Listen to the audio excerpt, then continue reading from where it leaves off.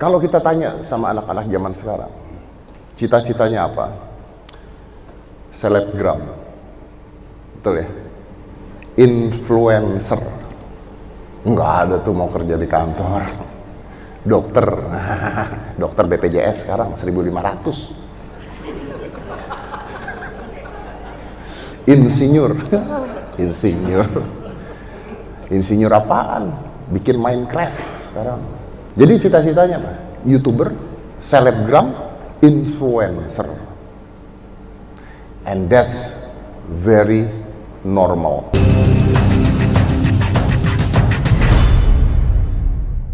Pendapatan saya dari YouTube, Anda bisa cek. Jadi YouTube tuh kebuka. Anda cek socialblade.com, Deddy Corbuzier. Keluar hasil pendapatan saya dari YouTube. Minimal juta. Oh, beneran dicari loh sekarang? Enggak ya? Oh, sekarang beneran dicari. Itu belum termasuk dengan endorser yang masuk.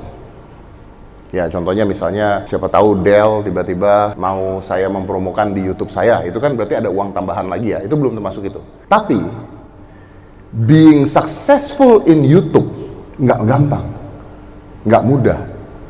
Karena saingannya banyak. Dan itu yang biasanya kita ngomong ke anak-anak kita. Nggak semua orang bisa sukses di YouTube. Nggak semua orang bisa jadi influencer. Bener. Tapi tidak semua orang bisa jadi dokter yang kaya. Karena banyak dokter-dokter BPJS. Banyak insinyur-insinyur yang hidupnya melarat. Banyak orang-orang S2 yang sekarang kerjanya adalah supir Uber. Karena lapangan pekerjaan kita semakin lama semakin dikit. Jadi, chancesnya sama menurut saya. Hanya saja, di zaman kita tidak melihat bahwa YouTube itu pekerjaan. Social influencer itu pekerjaan. Kita nggak lihat. Contohnya yang paling dekat aja. My girlfriend, dia suka workout. Dia S2. Followernya, karena dia suka workout, ngasih tips-tips workout gitu ya. Followernya sekarang sekitar, saya lupa 150.000 lah. Ini, kan biasanya kalau misalnya toko atau segala kan suka endorse misalnya kayak alat olahraga ini, atau misalnya teh yang buat detox dan sebagainya. Minimal penghasilan dia, kita nggak bicara besar, minimal penghasilan dia sebulan 10 juta. Kerjanya dia apa? Nggak punya kerjaan, di rumah doang. Sambil olahraga, iseng-iseng, foto, cepret, ngasih tips gitu. Terus saya tanya sama dia, kamu nggak mau kerja di kantor? Kalau Anda jadi dia, Anda akan ketawa. Gila, gue S2 kerja di kantor, berapa gaji gue, mending gue begini. Which is true. Gini, saya punya anak usia 12 tahun, namanya Aska, mungkin kalian tahu. Aska ini dyslexic, sama seperti saya. Kita punya kelainan di saraf otak yang tidak bisa fokus ke satu titik. Aska juga punya kelainan seperti itu. Namun, anak saya saat ini juara 1 di kelas dan di sekolah. Jadi, ya udahlah, kita bicara knowledge-nya dia bagus. Anak saya pelajaran Mandarinnya cek. Kayaknya saya diusir pulang ya. Oke. Anak saya pelajaran Mandarinnya jelek. Sangat jelek. Karena dia juara, maka dia stres karena pelajaran Mandarinnya jelek. Dan ketika dia stres, saya marahin anak saya. Kenapa kamu harus stres? Ya karena kalau misalnya, because if I don't do this, I will not be number 1 again in the school. Dan saya nanya, siapa yang minta kamu jadi nomor 1 di sekolah tuh siapa? Buat papa, yang penting naik kelas doang. Nggak perlu jadi nomor 1. Itu juga naik kelas tuh bukan gara-gara papa pengen kamu pinter, enggak. Soalnya kalau kamu nggak naik kelas, papa bayar lagi.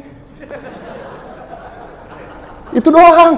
Yang penting naik aja. Udah gitu doang. Udah penting naik. Udah. Banyak orang tua yang salah. Salahnya begini, kalau seandainya Anda punya anak menggambar di sekolah pinter, tapi matematikanya jeblok. Zaman saya dulu, ini kejadian di hidup saya, matematika saya jelek, menggambar saya bagus. Saya dimarahin sama orang tua saya, sama ibu saya. Kalau ayah saya nggak pernah marah saya jelek, saya nggak naik kelas 2 kali anyway. Itu bukan sesuatu yang membanggakan, tapi menarik untuk diceritakan. Ibu saya memanggil guru les matematika untuk ke rumah, ngajarin saya matematika. Apa yang terjadi?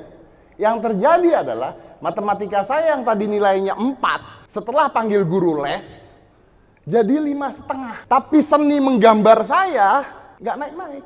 Akhirnya saya punya pola pikir yang berbeda. Kalau seandainya Anda punya anak dan anak Anda jelek di satu bidang pelajaran, bagus di satu bidang pelajaran, yang harusnya dilesin yang bagus. Misalnya saya punya anak, Mandarinnya jelek, dia olahraga bagus. Yang saya lakukan sekarang adalah saya memanggil les ke rumah, martial art, bahasa Mandarinnya saya buang. Anak saya bingung, ini nggak apa-apa? Saya bilang nggak apa-apa. Kenapa papa harus konsentrasi ke kamu punya yang jelek? Kenapa nggak papa dukung kamu yang bagus? Saya berpikir kalau dulu saya menggambar bagus, matematika saya jelek, dan orang tua saya mendukung, ngasih saya les gambar, mungkin saya sekarang jadi pelukis terkenal. Tapi saya nggak jadi pelukis terkenal gara-gara gue dilesin matematika. Kan PA orang tua gue waktu itu kan. Kalau seandainya bahasa Indonesia Anda bagus, matematika Anda jelek, panggil guru sastra. Ajarin bahasa Indonesia anak Anda. Anak Anda akan jadi novelis terkenal. Dibandingkan jadi novelis kagak. Matematika juga gak bagus-bagus banget. Terus mau apa? Sekolah itu mengajarkan kita jadi bodoh. Karena semua harus bagus di sekolah itu. Gurunya aja ada 5, 6, 7. Matematika gurunya beda, bahasa Indonesia beda, agama beda, IPA beda, IPS beda. Anak kita harus bisa semuanya. Kalau mau adil, gurunya 1. Ayo ajarin semuanya. Gurunya aja nggak bisa ngajarin semuanya. Tapi ngarepin anak kita bisa semuanya. Itu udah nggak masuk akal. Nah, balik lagi menjawab pertanyaan Anda. Saya membebaskan anak saya untuk jadi apa aja. Dia sama dengannya. Dia pengen jadi YouTuber. Dan nggak saya bantu. Saya tuh bukan selebriti yang jualan anak. Kalau Anda lihat kan banyak selebriti yang anaknya dijualin endorse. Bikin video bareng sama anaknya. Cara TV sama anaknya. Saya enggak. Anak saya biarinin jalan sendiri. Dia bikin YouTube sendiri. Percaya apa nggak? Dia bikin YouTube dari usia 6 tahun. Anda lihat aja Aska Corbuzier. Dari dia masih bodoh-bodoh gitu bikin YouTube sampai sekarang. Penghasilan anak saya sekarang yang usianya 12 tahun, minimal juta dari YouTube. Tapi kan kita tidak bicara penghasilan kan? Kita bicara tentang knowledge dan pendidikan. Kan intinya itu kan. Kalau saya jadi Anda, saya sederhana. Ya udah gini. Kamu mau jadi YouTuber, kamu mau jadi selebgram, yuk buat. Tapi tetap sekolah. Nggak usah ngotot dinilai pelajaran. Yang penting kamu sekolah aja. Karena nggak ada gunanya juga ngafalin nama gubernur. Ngafalin peta buta tuh nggak ada gunanya. Gue dulu ngafalin peta buta, saya ngafalin peta buta dibohongin. Saya udah apal, tiba-tiba sekarang keluar GPS. Kan kurang ajar kan? Karena di zaman nanti, sukses tidak melihat dari nilai sekolah. Tapi sukses dinilai dari kreativitas apa yang bisa mereka lihat nanti. Percaya apa tidak? Google sama Apple sekarang, termasuk saya, kalau saya nerima pegawai, saya selalu bilang kalau Anda mau kerja sama saya, jangan anggap Anda kerja. Anda anggap Anda belajar. Itu yang saya bilang. Apakah saya pernah melihat orang yang kerja sama saya S1, S2, atau S3? Enggak. Dan Google sama Apple sekarang sudah tidak melihat ijazah. Aneh nggak? Google perusahaan besar, Apple perusahaan besar, udah nggak ngeliat ijazah. Jadi mereka bukanya gini, dibuka lowongan untuk ilustrator, nggak ditulis tuh, minimal S1, S2, nggak ditulis, ilustrator. Udah datang 100 orang, dikasih, coba buat temanya ini, tag, buat 100 orang. Dari 100 orang, dilihat yang terbagus, diambil. Mau dia tamatan SD juga nggak peduli. Kenapa? Karena kan yang mau dijual, yang mau dikerjakan kan ilustratornya. Bukan S1, S2, S3-nya. Berapa banyak anak S1, S2, S3 the cafe yang nggak bisa gambar. Anak S1, S2, S3 komunikasi, suruh berdiri di sini ngomong dengan kalian, belum tentu bisa ngomong. Saya butuh orang bekerja buat saya untuk ngedit video contohnya. Saya nggak bilang minimal S2. Ada berapa orang datang? Nih, gua kasih mentah, editin. Begitu saya edit, saya lihat, tek. Oh, ini paling bagus. Kasih lagi, 2 kali. Tetap paling bagus. Oke, lu kerja sama gue. Gue nggak nanya dia S1 apa S2. Yang gue tahu adalah dia bisa ngedit bagus. Ketika saya tanya, lu lulus S1 apa enggak? Enggak lulus. SMA.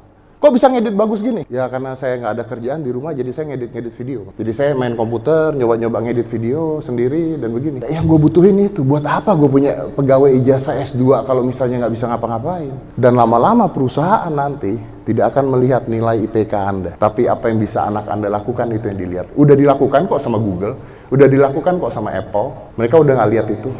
Mereka ngelihat, nih gue kasih tugas kerjain. Hasil paling bagus kerja sama gue. Mau tamatan SD juga nggak peduli. So, To answer your question, I think sekolah tetap penting. Biarin aja mereka berkreativitas karena masih muda, masih kecil usianya. Jangan ditekan, biarkan mereka bermain. Saya tuh selalu bilang sama anak saya, kalau di rumah main aja, kreativitas aja. Kalau kelamaan di sekolah, mereka nggak bisa belajar hal lain. Saya tuh nggak setuju loh sekolah sampai jam 3 tuh saya nggak setuju. Saya tuh setuju sekolah tuh jam 8 sampai jam 12, udah gitu. Karena kalau sekolah dari jam 7 sampai jam 3 atau sampai jam 5, itu anak nggak bisa belajar hal lain. Itu anak belajar semua yang sama, nggak bisa belajar hal yang lain. Ketika mereka bilang mau jadi YouTuber atau mereka mau bilang mau jadi apa, dukung aja. Ya oke, let's go, do it. Coba, bisa nggak dia bertanggung jawab? Bisa nggak? Mau jadi YouTuber kan? Bener kan? Ya oke, yaudah coba bikin video. Coba edit. Nanti dia akan belajar ngedit, dia akan belajar bikin video because it's their passions. Tapi sekolah tetap, yang penting naik kelas aja, nilai nggak perlu bagus.